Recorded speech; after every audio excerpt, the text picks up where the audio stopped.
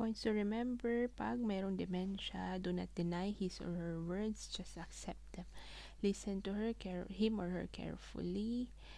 So, kailangan po ang feeling of security. No? Kasi nga po, disoriented po sila. Hindi na nila alam kung saan sila. Kahit sino sila, hindi na nila alam. So, kailangan po maging, as a caregiver, ay maging source of security po tayo.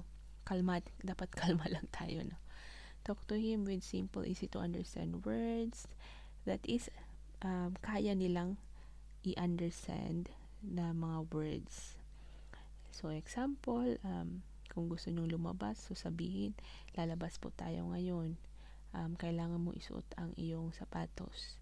Kailangan mong magsuot ng jacket. Isa-isa lang po. Hindi po yung, lalabas po tayo ngayon, kailangan mong pumunta ng toilet, kailangan mong magsuot ng ganyan.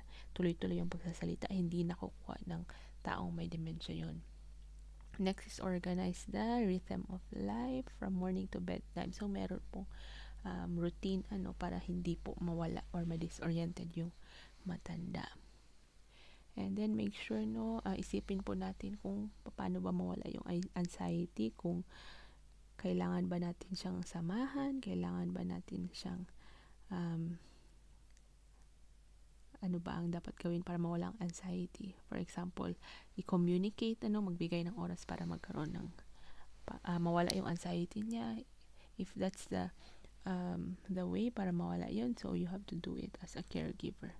And then, do not easily change the room and environment, environment surroundings often, kasi nga po, mabilis silang ma-disorient, no? So, kung saan nakalagay yung kanyang salamin, doon nyo po ilagay.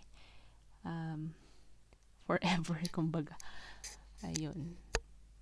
Or, magsabi, sa matatanda. So, ayun po ang last, dementia care ang last para sa mechanism of the mind and body.